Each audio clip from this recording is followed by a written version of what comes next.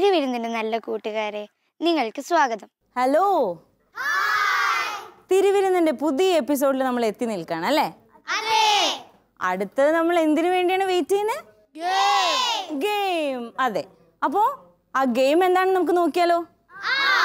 പ്രകൃതിയെ കുറിച്ച് നമുക്ക് എത്രത്തോളം അറിവുണ്ട്? നമുക്ക് ഈ ഗെയിം ഒന്ന് കളിച്ചു നോക്കിയാലോ?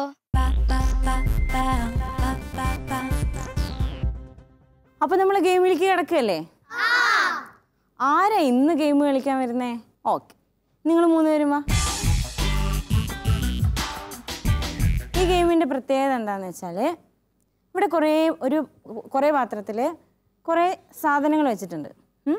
അതായത് പച്ചക്കറി ആയിട്ടുള്ള, അല്ല പച്ചക്കറി അല്ല, ഇങ്ങനെ വെജിറ്റബിൾ പോലത്തെ, അത് കുറേ ഇലകളുണ്ട്, പിന്നെ അങ്ങനെ കുറേ സാധനങ്ങൾ വെച്ചിട്ടുണ്ട്.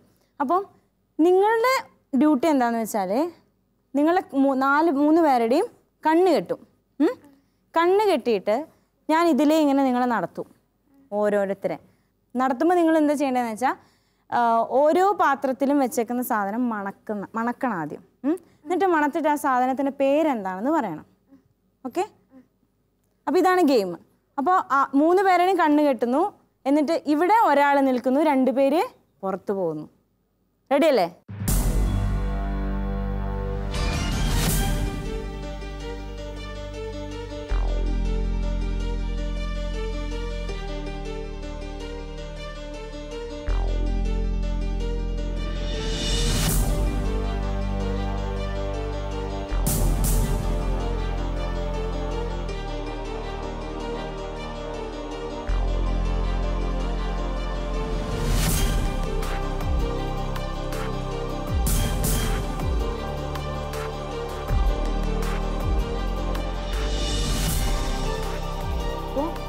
നിങ്ങൾ 2 പേരും പുറത്തോട്ട് വെക്കും. അപ്പോൾ ഇനി ഇവിടെ അനാമിക മാത്രമേ ഉള്ളൂ അല്ലേ? അപ്പോൾ അനാമിക, നമുക്ക് ഗെയിം തുടങ്ങിയാലോ? റെഡി അല്ലേ?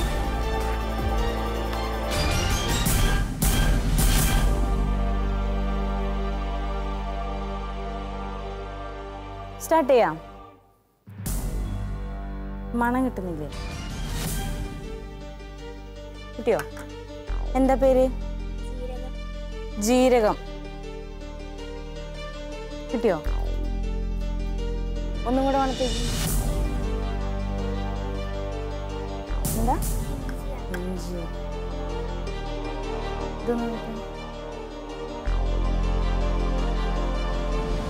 കിട്ടിയോ? മറന്നുപോയോ? ഇതൊന്നും മണത്തേക്ക്. കിട്ടുന്നില്ല? തുളസി. ഓറഞ്ച്.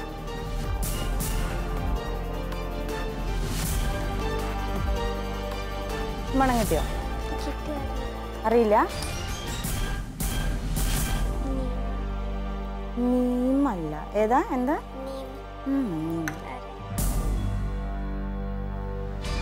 എന്താ? മുളക്. മുളകല്ല കേട്ടോ. പനിക്കൂർക്ക. ഇത് കിട്ടിയോ? വെളുത്തുള്ളി. ഓക്കെ, അപ്പൊ അനാമിക എത്ര എണ്ണത്തിന്റെ പേര് പറഞ്ഞു? 3 എണ്ണം പറഞ്ഞില്ല, 1 എണ്ണം തെറ്റല്ലേ പറഞ്ഞേ? അപ്പൊ 4 എണ്ണം പറഞ്ഞില്ല അല്ലേ? ഓക്കെ, അനാമിക നമുക്ക് അടുത്ത ആളെ വിളിച്ചാലോ? അടുത്ത ആരാ വരുന്നേ? അടുത്ത ആളാരാ? ആഷ്ന ഇപ്പൊ പറയും ഇതെന്തൊക്കെയാണ് കേട്ടോ. ഓക്കെ, കിട്ടിയില്ല? ഇത് അടുത്ത സാധനമാണ്. ഇഞ്ചി. ഇതോ? തുളസി. ഇതെന്താ?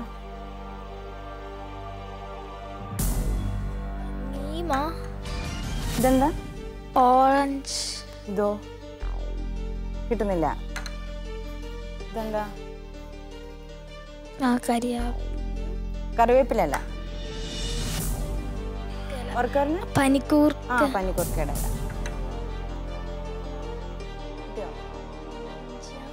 എന്താ? ഇഞ്ചി. ഇഞ്ചിയല്ല. ഓക്കെ, അപ്പൊ ആഷ്ലി എത്ര എണ്ണം പറഞ്ഞു? 6 എണ്ണം പറഞ്ഞില്ല. അപ്പൊ ഇപ്പം മുന്നിട്ട് നിൽക്കുന്ന ആരാ? അനാമികയാണ്. ഓക്കെ, ഇനി അടുത്തതാരാ? സ്റ്റീഫൻ. നമുക്ക് നോക്കാം സ്റ്റീഫൻ എന്താ പറയുന്നതെന്ന്. കുറച്ച് പേരുണ്ടോ? എന്താ? ഇഞ്ചി. ഇഞ്ചി അല്ല. കിട്ടിയോ? കിട്ടിയില്ല. ഇത് ചീര. ചീര. ചീരയല്ലല്ലോ. ഇത് അറിയില്ല. ഇതോ? ഓറഞ്ച്. ഇത് നന്നായി ഉണക്ക്. കിട്ടില്ല. കിട്ടില്ല. ഇതോ? ചീരയല്ലല്ലോ. ഇതോ? കിട്ടിയോ? ഇതോ? വെളുത്തുള്ളി. അപ്പോ സ്റ്റീഫനോ? 8 എണ്ണം പറഞ്ഞില്ല. ഓക്കെ, കണ്ണു നോക്കാം.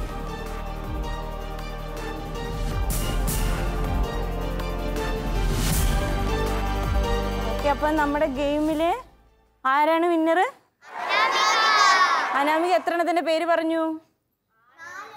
4 എണ്ണം വിട്ടു. ബാക്കി എല്ലാം അനാമിക പറഞ്ഞു അല്ലേ? അപ്പൊ ഒരു നല്ല ക്ലാപ്പ് കൊടുത്ത അനാമികക്ക്. ഇനി നമുക്ക് ചോദിച്ചാലോ അനാമികയോട്? അനാമിക്ക് എന്താ ഗെയിം കളിച്ചപ്പോ തോന്നിയത്? എനിക്ക് നല്ല ടഫായിട്ട് തോന്നി. പക്ഷെ എനിക്ക് എല്ലാത്തിന്റെ പേരൊക്കെ കിട്ടുന്നുണ്ടായിരുന്നു. അറിയാത്തൊരു ചെറിയൊരു പ്രോബ്ലം ഉണ്ടായിരുന്നു. ചെറുതായിട്ടൊന്നും അറിയണ്ടായിരുന്നില്ല. ആദ്യത്തെ ഒക്കെ കുറച്ച് അറിയുന്നുണ്ടായിരുന്നില്ല. ഇനി അശ്നക്ക് എന്താ തോന്നിയേ? എനിക്ക് പെട്ടെന്ന് എല്ലാം കൂടെ കണ്ട് മണമൊക്കെ ഇതാക്കിയപ്പോ ഒന്നും ഓർമ്മയില്ലാതെയായി. ഒന്നും ഓർമ്മയില്ലാത്ത അവസ്ഥയായി പോയി. സ്റ്റീഫനോ? മണമൊക്കെ മാറിപ്പോയി. അങ്ങോട്ടും ഇങ്ങോട്ടൊക്കെ ഫുള്ള് മാറിപ്പോയി. ഓക്കെ, എനിവേ ഇവര് 3 പേരും നന്നായി കളിച്ചു അല്ലേ? നല്ലൊരു ക്ലാപ്പ് കൊടുക്കും. തിരിച്ചു പോവാം. ഇതിപ്പോ ഈ സമയത്ത് നമ്മുടെ അമ്മമാരെയാണ് കണ്ണ് കെട്ടി ഇവിടെ കൊണ്ടു നിർത്തിയിരുന്നെങ്കിൽ അവരെല്ലാം പറഞ്ഞേ ഫുൾ മാർക്ക് അവർക്ക് കിട്ടിയാനെ അല്ലേ?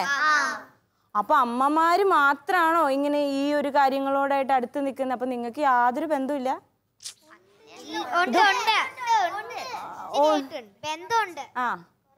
ഇതൊക്കെ എവിടെ നിന്ന് കിട്ടിയ സാധനങ്ങളാ?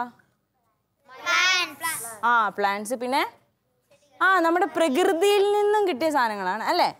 എല്ലാം നമ്മൾ ഉപയോഗിക്കുന്നതാണ്. പക്ഷെ നമുക്ക് അതിനെക്കുറിച്ച് അറിവില്ലാതെയായി പോയി. അപ്പോൾ നിങ്ങൾ ഇനി മുതലെങ്കിലും എന്ത് ചെയ്യണം? ഓരോ സാധനങ്ങളും പ്രകൃതിയിൽ നിന്ന് നമുക്ക് എന്തൊക്കെ കിട്ടുന്നുണ്ട് അതൊക്കെ നിങ്ങൾ അറിഞ്ഞിരിക്കണം. ഓരോ കാര്യങ്ങൾ. അപ്പൊ ഇന്ന് മുതൽ അറിയാത്തതൊക്കെ വീട്ടിൽ പോയി അമ്മേനോട് ചോദിക്കണം. അല്ലെങ്കിൽ നമുക്ക് അറിയാത്ത പ്രകൃതിയുമായി ബന്ധപ്പെട്ട എല്ലാ കാര്യങ്ങളും ചോദിച്ചറിയണം കേട്ടോ. നല്ലൊരു തീരുമാനം എടുക്കണേ. ഓക്കെ. ഗെയിം കളിച്ചപ്പോൾ പ്രകൃതിയെ കുറിച്ച് കൂടുതൽ അറിയണമെന്ന് തോന്നിയില്ലേ? വരൂ, നമുക്ക് അടുത്ത സെഗ്മെന്റിലേക്ക് പോകാം. നല്ല തണുപ്പുണ്ടല്ലേ? തണുത്തിട്ട് വയ്യ. എല്ലാവർക്കും തണുക്കുന്നുണ്ടോ? കുറച്ച്. അപ്പൊ നമുക്ക് തണുപ്പിന്റെ സമയത്ത് നല്ല തണുപ്പ്, ചൂടിന്റെ സമയത്ത് നമുക്ക് എന്ത് ഫീൽ ചെയ്യും? പ്രകൃതി ചൂട് പിടിച്ചിരിക്കുകയാണ്, നമുക്ക് നല്ല ചൂട് അനുഭവപ്പെടും അല്ലേ? ഒരു മഴക്കാറൊക്കെ വന്ന് ഇങ്ങനെ മഴ പെയ്യാൻ പാകത്തിന് നിൽക്കുമ്പോ ഇപ്പൊ നല്ല മഴ പെയ്തുകൊണ്ടിരിക്കുകയാണെങ്കിൽ മൂടി പുതച്ച് കിടന്നുറങ്ങാൻ തോന്നും അല്ലേ? അപ്പൊ നിങ്ങളൊന്ന് നോക്കിക്കേ, നമ്മളും പ്രകൃതിയും തമ്മില് എന്തെങ്കിലും ബന്ധമുണ്ടോ? ബന്ധമില്ലേ? ഉണ്ട്. പ്രകൃതിയും നമ്മളും തമ്മില് നല്ല ബന്ധമുണ്ട്. ഇപ്പൊ നമുക്ക് പഠിക്കാനാണെങ്കിലും നല്ലൊരു കാലാവസ്ഥയാണെങ്കിൽ നമുക്ക് പഠിക്കാൻ നല്ല മൂഡായിരിക്കും അല്ലേ? ഇപ്പൊ ഡള്ളായിട്ടൊരു കാലാവസ്ഥ നമുക്ക് പഠിക്കാൻ പറ്റുമോ? ഒരു സുഖം തോന്നില്ല. നല്ല ചൂടാണെങ്കിൽ നമുക്ക് പഠിക്കാൻ പറ്റുമോ? ഇല്ല, ഒന്നും തോന്നില്ല. അപ്പൊ ഈ പ്രകൃതിയിൽ നിന്നാണ്. പിന്നെ നമ്മുടെ വീട്ടിൽ ഭക്ഷണം കഴിക്കുന്നതും എല്ലാം നമ്മൾ എവിടെ നിന്ന് എടുത്തിട്ടാണ്? പ്രകൃതിയിൽ നിന്ന് എടുത്തിട്ടാണ് അല്ലെ? അപ്പൊ പ്രകൃതിയും നമ്മുടെ വളർച്ചയും തമ്മിൽ ഒരുപാട് ബന്ധമുണ്ട് അല്ലെ? ഒരു കുട്ടി വളരുന്നത് മുതലേ ആ കുട്ടിയുടെ മരണം വരെയും ആ കുട്ടി ആരുമായിട്ട് ബന്ധപ്പെട്ട് വെക്കുന്നു? പ്രകൃതി.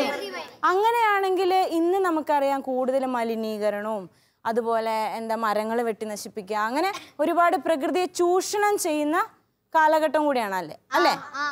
അപ്പൊ നിങ്ങൾ മനസ്സിലാക്കേണ്ട ഒരു കാര്യം, നിങ്ങളെങ്കിലും വളർന്നു വരുമ്പോൾ ഈ പ്രകൃതിയുടെ സംരക്ഷകരായി മാറണം. വേണ്ടേ? പ്രകൃതി ഓരോ നിമിഷവും പ്രകൃതി നശിപ്പിക്കപ്പെടുമ്പോൾ പ്രകൃതി വേദനിക്കുന്നുണ്ട്, കരയുന്നുണ്ട്. ഈ പ്രകൃതിയെ കൂടുതൽ സ്നേഹിച്ച ഒരാളാണ് സുവിശേഷത്തിലെ ഈശോ. എന്തുപമ ഈശോ പറഞ്ഞാലും ആരുമായിട്ട് കണക്ട് ചെയ്യും? പ്രകൃതിയുമായിട്ട്. പ്രകൃതിയിൽ ഓരോ വസ്തുക്കൾ എടുത്തിട്ടാണ് ഈശോ സംസാരിച്ചത്. അപ്പോൾ ഈ പ്രകൃതിയുടെ വേദന ഉൾക്കൊണ്ടുകൊണ്ട് ഈ പ്രകൃതിയെ നശിപ്പിക്കുന്നത് കൊണ്ട് നമ്മുടെ സമൂഹത്തിനുണ്ടാകുന്ന നാശനഷ്ടങ്ങൾ, അല്ലെങ്കിൽ നമ്മളെ തന്നെ വളർച്ച ശോഷിച്ചു പോകുന്ന ഒരവസ്ഥ നമുക്ക് ഈ സ്കിറ്റിലൂടെ ഒന്ന് കണ്ടാലോ?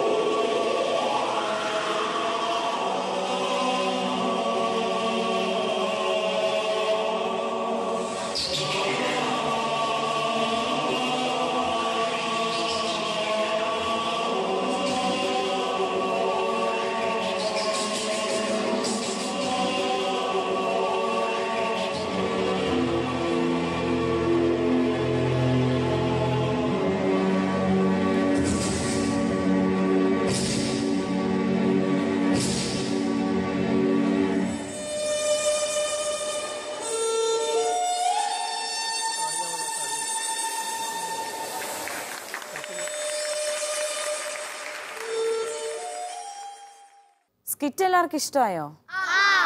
ഇഷ്ടമായി. അപ്പൊ നമുക്ക് ആ സ്കിറ്റിൽ നിന്ന് നമുക്ക് മനസ്സിലായി അല്ലെ പ്രകൃതി എത്രമാത്രം ചൂഷണം ചെയ്യപ്പെടുന്നെന്ന് അല്ലേ?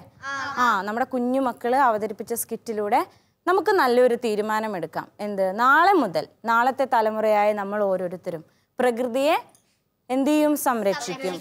അതുമൂലം ഈ പ്രകൃതിയിലുള്ള മലിനീകരണവും ഒക്കെ എന്ത് ചെയ്യണം? നമ്മളായിട്ട് തുടച്ചു മാറ്റണം. വേണ്ടേ? പ്രകൃതിയിൽ മരങ്ങൾ വെച്ച് പിടിപ്പിക്കണം, വീട്ടിൽ ചെടികൾ നടണം. അങ്ങനെ പ്രകൃതിയും നമ്മളും തമ്മിലുള്ള ആ ഒരു ബന്ധം ആഴപ്പെടുത്തണം. അതുവഴി നമ്മൾ ആരെ മഹത്വപ്പെടുത്തുന്നേ? ഈശോയെ മഹത്വപ്പെടുത്തുന്നേ. വിശുദ്ധ ഫ്രാൻസിസ് അസീസി ആരുടെ സ്നേഹിതനായിരുന്നു? പ്രകൃതിയുടെ സ്നേഹിതനായിരുന്നു. പ്രകൃതിയിൽ എല്ലാത്തിനെയും ഫ്രാൻസിസ് അസീസി സ്നേഹിച്ചിരുന്നു, ഒന്നിനെയും ഉപദ്രവിച്ചിരുന്നില്ല അല്ലേ? അതുപോലെ നമുക്കും നല്ലൊരു തീരുമാനമെടുക്കാം അല്ലേ? ഇന്ന് എൻ്റെ ടീച്ചർ എന്നോട് വെരി ഗുഡ് ഒക്കെ പറഞ്ഞു. പിന്നെ നീ വെറുതെ കള്ളം പറയുന്ന. എനിക്ക് പരീക്ഷയ്ക്കൊക്കെ ഫുൾ മാർക്കാ. ഞാൻ കള്ളമൊന്നുമല്ല, അല്ലെങ്കിൽ എന്നെ ഒന്നും കളിയാക്കൊന്നും വേണ്ട. ഞാൻ കളിയാക്കിയതല്ല, സത്യം പറഞ്ഞതാ. പിന്നെ അച്ചു, നീ എന്താ അവിടെ ഇട്ടേ? അതിനെന്താ, എല്ലാരും ഇടുന്നൊക്കെ. നീ ചെയ്തത് ശരിയല്ല. നീ പ്രകൃതി മലിനാക്കുകയാണ് ചെയ്യുന്നത്. ഓ പിന്നെ എന്താ ഇവിടെ തർക്കം? ചേച്ചി, അച്ചു എന്താ ചെയ്തതെന്ന് കണ്ടോ? അച്ചു അവിടെ വേസ്റ്റ് ഇട്ടത് തെറ്റല്ലേ ചേച്ചി? ചേച്ചി ഞാൻ അച്ചു, നീ അത് ചെയ്തത് തെറ്റല്ലേ? നമ്മൾ ഓരോരുത്തരും അല്ലേ പ്രകൃതിയുടെ സംരക്ഷകർ. സോറി ചേച്ചി, സോറി ക്ലെമന്റ് ഏട്ടാ.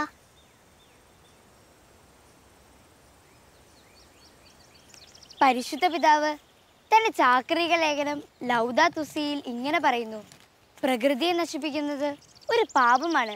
പരിശുദ്ധ പിതാവ് ഫ്രാൻസിസ് പാപ്പായോട് ചേർന്ന് നമുക്കും പ്രകൃതിയുടെ സംരക്ഷകരായി മാറാം. പ്രകൃതിയോട് ചേർന്ന് നമുക്കും ദൈവത്തെ പാടി സ്തുതിക്കാം.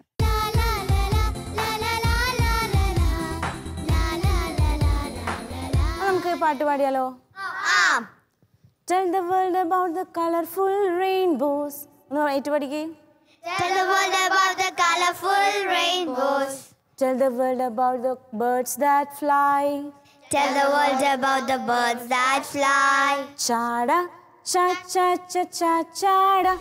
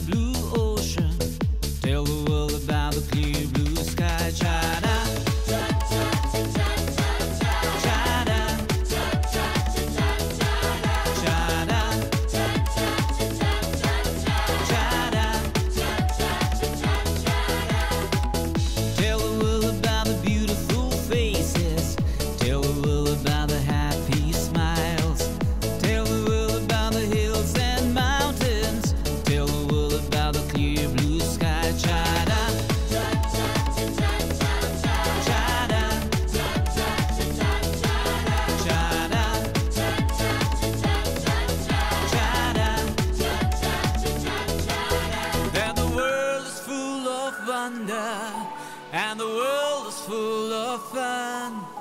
Tell the world about the Father. Tell the world about the Son.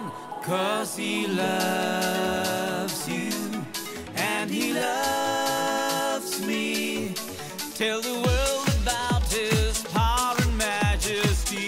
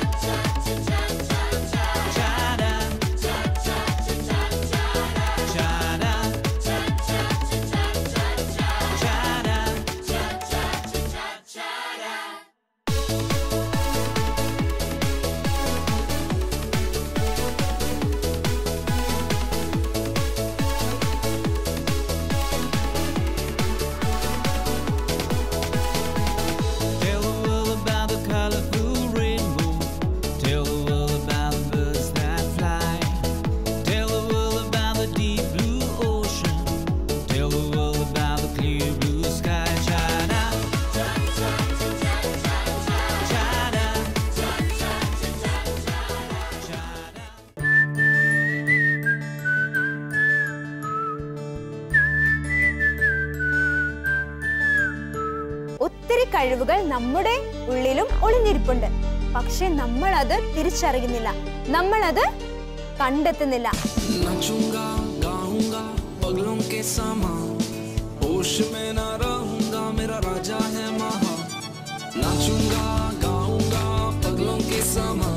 ഈ ന്യൂസ് പേപ്പർ വായിക്കാൻ നമ്മൾ ഉപയോഗിക്കുന്നു. ഇന്ന് പക്ഷെ ക്രിയേറ്റീവായിട്ട് നമ്മൾ ഇത് ഉപയോഗിക്കാൻ പോകുന്നത് എന്തിനാണെന്നറിയോ? ഡെക്കറേറ്റ് ചെയ്യാനായി.